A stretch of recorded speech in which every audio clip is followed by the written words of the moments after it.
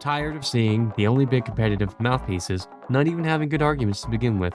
Whenever it's Solarlight's sin chart blaming casual players for the bots, despite the bots only existing because of casual mode, which was designed to appeal to competitive players, real wieners for real losers. Or Array7's comp scale calling the casual side times 100 servers far from the game, but calling comp closer to the game, like both parodies aren't absolutely removed from the original game, when the most popular comp mode cuts the lobby size in half, removes core mechanics, random crits, and random bullet spread, and flat out bans a multitude of items, including the Market Gardener, by the way, or Uncle Dane saying casual mode did a lot of good. What? Good. Picking maps? Great. Where's my payload race, Dane? Where's my high tower? Where's my non-Skyle or furry servers, Dane? Where's UGC, Dane?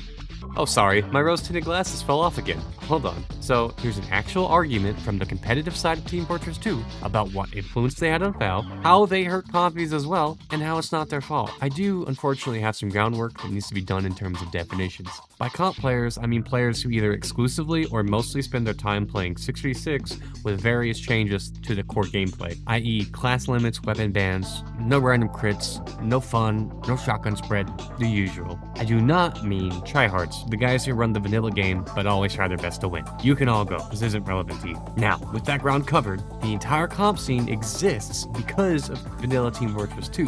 Tailoring your own experience is one of Team Fortress 2's foundational principles. Community servers formed the totality of Team Fortress 2's play experience from day one until around 2009, when they introduced official Valve servers as well, where they existed in the server browser alongside community servers. The comp scene was formed from players tailoring their own experience. A comp scene is a community-driven method of play, or a community game mode. Casual mode hides community-driven game modes from new players, primarily because it doesn't let you queue them, period. It's only Valve servers. This means that for a new player, the only mode you'll queue is official ones, primarily casual mode or the official competitive mode. By the way, it is actually possible to get into quote-unquote official comp games, at the lower elos at least. I queued one while writing the script, and I actually got into a match. I abandoned shortly into it because it wasn't fun, and I want you to pause the video here and guess how long the timeout for abandoning is. Guess it in your head or in the comments below. 6 fucking hours. 6 hours. For comparison, I abandoned a competitive Counter-Strike match. Counter-Strike slaps you with a 30-minute cooldown. This means the punishment for abandoning a Counter-Strike game is bad, but if you're playing for an extended period, you'll be able to re-queue at least once before your session ends, helping player retention while discouraging abandonments. TF2, however, ends your session then and there, killing any long-term interest in queuing again in future sessions. The punishment for leaving a TF2 game is 12 times more severe than abandoning a CS2 game. I don't know about you, but I don't think TF2 games are or will ever be 12 times as sweaty or competitive than Counter-Strike. Forgive me for stating the obvious, but the official TF2 comp mode fucking blows. By extension, this makes all forms of competitive TF2 look bad. Before Meet Your Match, there was limited visibility of comp in the vanilla game. Yes, Valve consistently pushed comp tournaments, starting from even before the free-to-play era, with various blog posts, update notes, etc. But if you wanted to queue 6v6, Quick Play did not have that functionality. Even at the latest versions, Quick Play did not make it easily accessible or even possible to do so. It just gave you a list of toggles. There was no comp preset that the layman or noob would understand intuitively that would make it for a more competitive environment. The only server capacity option was 24 or 30 plus, not 6s.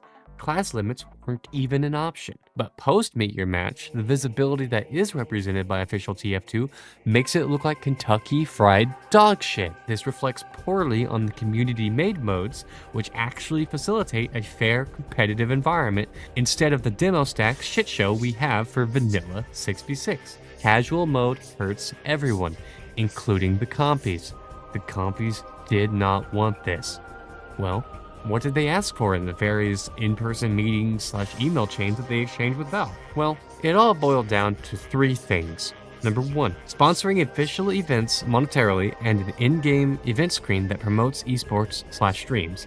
This is because the TF2 blog has much more limited visibility compared to the fucking main menu.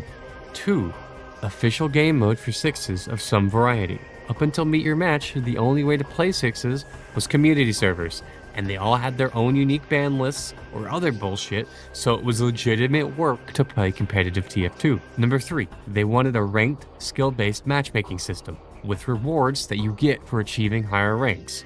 The specifics obviously vary, but throughout every video talking about making TF2 competitive, you'll see some variety of these 3 things brought up again, and again. With some of the more aggressive changes proposed involving changing the core design in order to bait competitive into the vanilla game, like removing random crits, random bullet spread from the base game entirely, or introducing new things like class limits. This is why there's an argument to be made the comp scene is the reason why a lot of weapons are nerfed, and this is true. However, the nerfs weren't necessary and is more of a result of Valve barging themselves on an environment that they never had the capacity for, let alone the motivation to understand the actual reasons why certain weapons are banned from sixes. Before Valve started the slow move towards competitive, they'd focus exclusively on the vanilla game. However, the philosophy shift from viewing casual 12v12 and comp 6v6 as 2 different audiences to only one audience, there were drastic, ham-fisted decisions that served to alienate both audiences from using these weapons. There were positive changes to come out of this as well,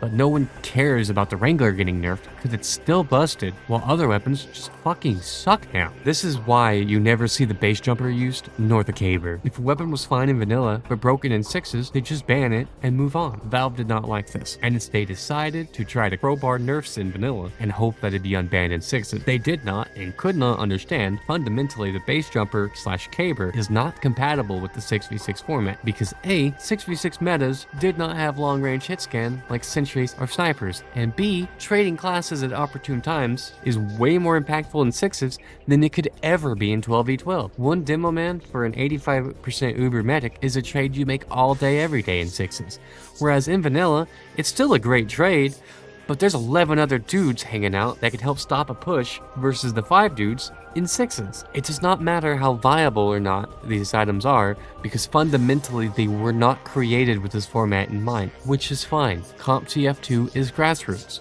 from a player base that tailored its own experience from the vanilla game. It isn't Comp's fault that Valve blurred the lines between 12v12's balancing and 6v6 balancing in pursuit of slamming these 2 distinct player bases together. Compies wanted their own game mode in the vanilla game in some capacity. They did not want their stuff to be blended with vanilla. They wanted their stuff beside vanilla. Well, most of them. Again, there were a few people who just didn't understand the game they were playing and wanted to change it fundamentally, not comprehending that this might not fly with the other 95% of the player base. The difference between these people and Valve, they didn't have the data that Valve did, so some ignorance can be forgiven on the part of the individual. Valve, however, knew better than to do this shit. So after all the compies finally got done voicing all of their hopes and their dreams to Valve, deep within the source code, the monkey's paw curl, they got everything they asked for, but nothing that they wanted. When Meet Your Match comes out, community servers start dropping like flies. Ranked mode sucked, so they just went back to their own servers. Most community servers died because they relied on quick play for getting fresh blood. But this didn't really apply to the comp scene, since quick play didn't facilitate their servers to begin with, and instead they relied on big streamers for exposure. Since comp streamers are the most popular, there was still a spotlight on comp throughout all of this bullshit. This is how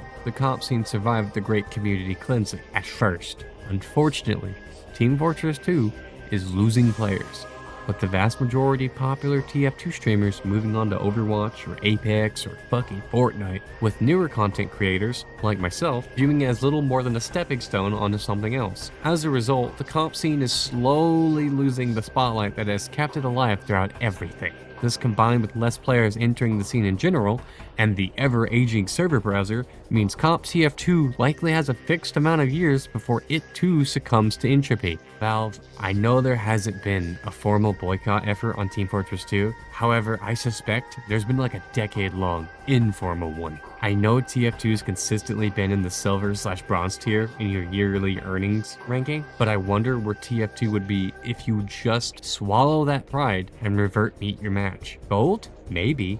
How many people dropped this game like you have?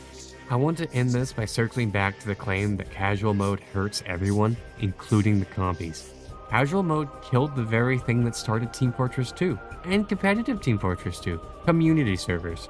It is in the best interest for everyone involved if the casual and comp modes get reworked, with fresh blood going into both casual and competitive community servers. Community comp can and will die without the support of an active vanilla game. Matchmaking system, I actually think that it's helped a lot with TF2, and I like it a lot. And You like the matchmaking system? Yeah, I think that